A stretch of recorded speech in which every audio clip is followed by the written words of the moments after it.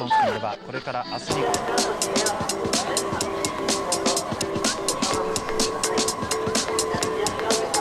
We are here in Shinjuku, which is famous for... What was that? Oh my god. Run!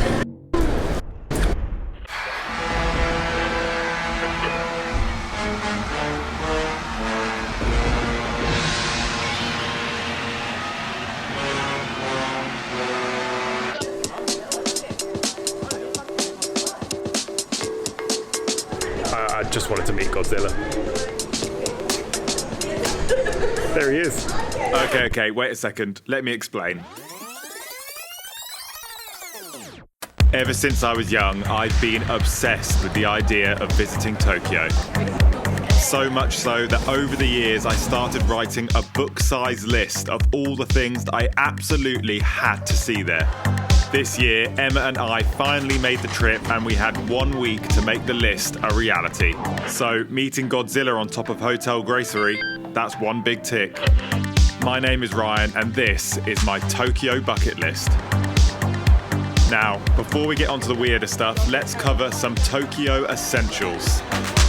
3 things that you absolutely have to see on a first-time visit. First up, walk the Shibuya crossing.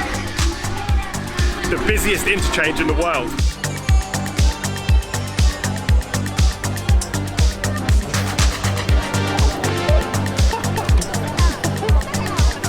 Your 2 best options for free views of the Shibuya crossing are either the Starbucks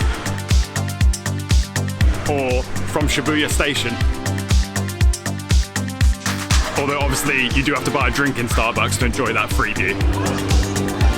We've done this so many times now, it's too much fun. Also, remember to say hello to Hachiko the dog while you're passing through. The next thing that we had to do was climb the Tokyo Skytree and get the best view over the city. On a clear day, you can even see Mount Fuji on the horizon. The third must-see is Senso-ji, the oldest temple in Tokyo, to get your first taste of the spiritual side of Japan. Okay, so the next thing we're about to do is big. Hidden within the streets of Akihabara is somewhere very special.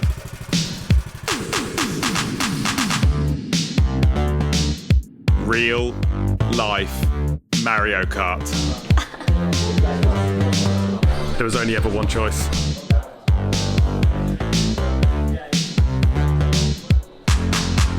Definitely one of the more expensive things to do in Tokyo, but oh man, it is so worth it.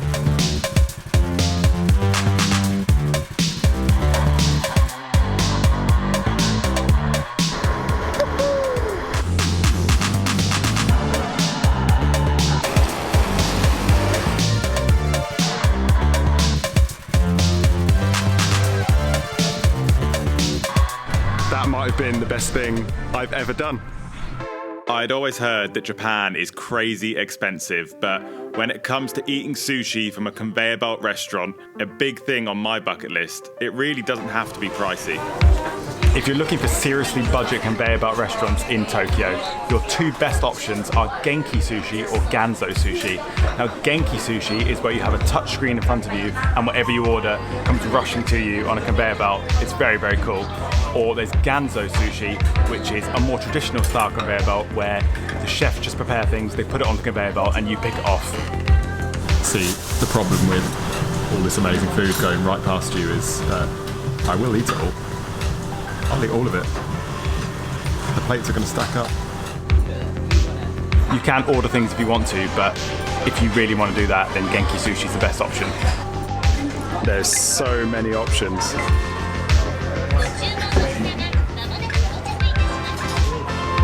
So that meal, which was 5 plates of sushi each, came to £9.30 in total. So Japan doesn't have to be expensive. If sushi isn't really your thing, you can also find some incredibly cheap tempura and ramen restaurants.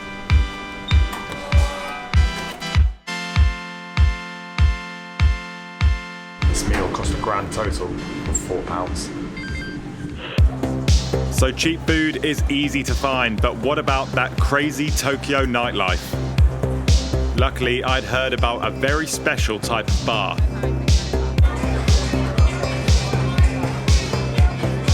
So last night we went to check out one of the 300 yen bars, which, as the name suggests, has a menu full of drinks and food that all cost 300 yen each, which is about £2.50.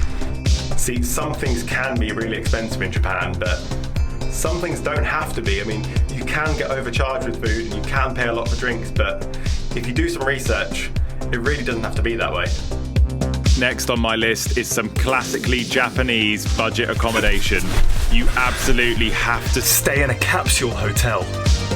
The 9 Hours chain have some really cool futuristic capsules in locations all over the city.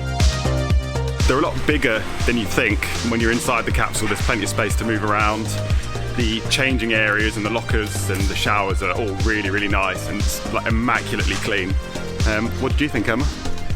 Great night's sleep. Very comfortable, and the best thing is I didn't have to sleep next to you. Burned.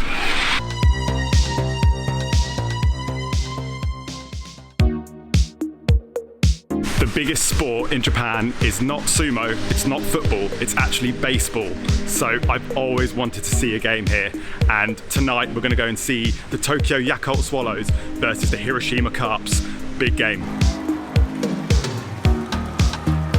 And yes, they are named after the delicious probiotic drink.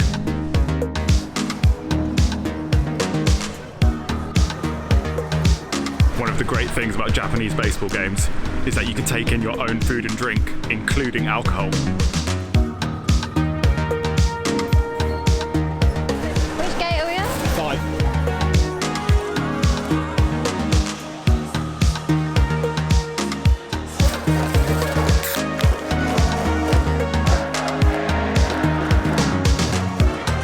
They have these girls running up and down with kegs on their backs, serving beer to people in the crowd. They look like Ghostbusters. They all wear different coloured outfits, which represents different breweries from around Japan, so that's quite cool. It's t-shirt gun time.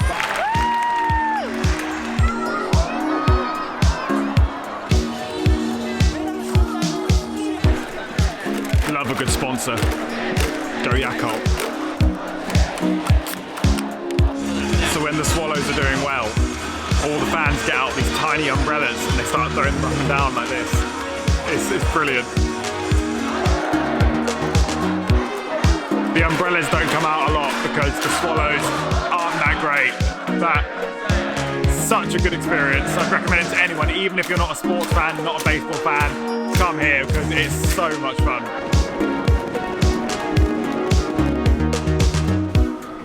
from one Japanese obsession to another.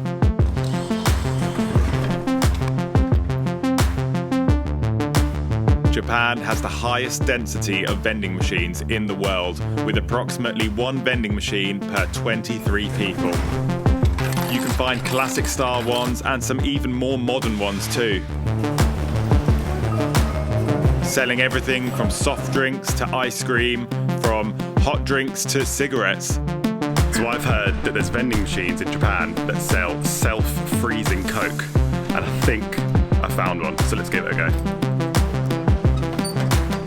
So if you take a sip, close the lid and turn it upside down, it should instantly turn into a Coke slush. Is it just a cold Coke? This is very, very sad.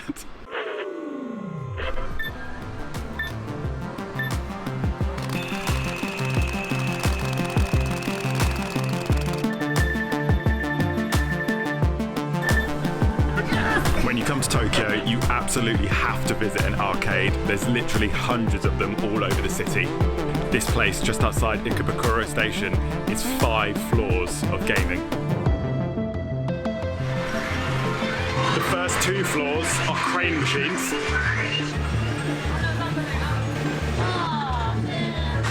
The next floor is music and dance games.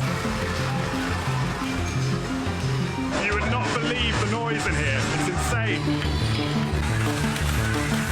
Next we have straight up video games like Final Fantasy, even FIFA. The next level is satellite games, so this is online gaming. If you're putting in a long shift, you can even order food right to your game. The other game stations that you'll see are Pachinko slot machines, which, from what I can make out, are kind of like pinball. I don't know. Someone explain it to me in the comments, please.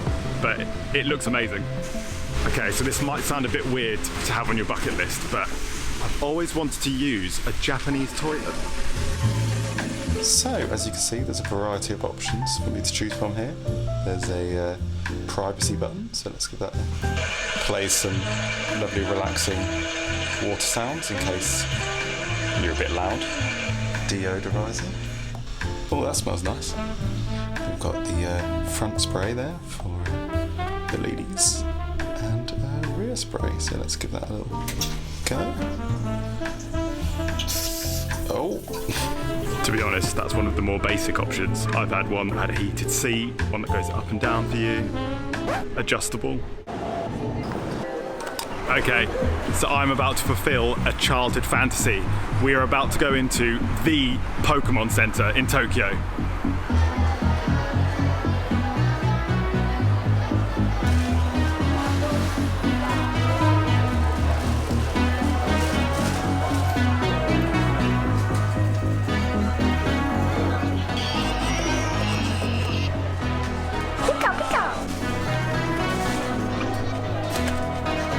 Caught you.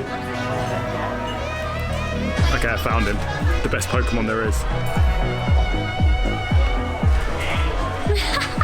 It is kind of just like a Pokemon version of the Disney store, but at least we can say we have been to the official Pokemon Center. When I was at school, I had an art teacher called Mr. Hunter, and he ran an after-school movie club. One week he showed us a film called Spirited Away, which is an animated film by Studio Ghibli. After I saw that, I became completely obsessed with their films. I watched so many of them, and today we are going to the Ghibli Museum, which is basically a pilgrimage for any fans of the studio who want to learn more about the history and see some of the original artwork. Which is your favourite? Definitely Totoro. The museum is actually inside a forest in Mitaka, which is 15 minutes train ride from Shinjuku, so it's very easy to get to. There's no photography or video allowed inside, which I think, to be honest, is quite a good thing because it adds to the whole mystery of this place because, you know, you don't really know what's inside, and it's not a museum in the sense that it's just sort of artwork on the walls. It's very immersive and interactive, and it's really like a maze as you wander around all the different levels, and just they let you explore at your own pace as well. I think one of the main messages of this place is just a love of film and a love of the process, and it shows you that in such an interesting way. So we're just sitting in the cafe now, and they even have their own Studio Ghibli beer. And if I'm honest, my list just went on and on and on. We explored the streets of Harajuku. I don't feel cool enough to be here. Took pictures in Purikura Photobooths. Tasted the most amazing Japanese whiskey in the tiniest bar I've ever been in. Tokyo exceeded every expectation that I had for it. It's a city that demands that you get onto its energy levels, and once you're there, it's a completely unforgettable experience. And you know what? I didn't even finish my list.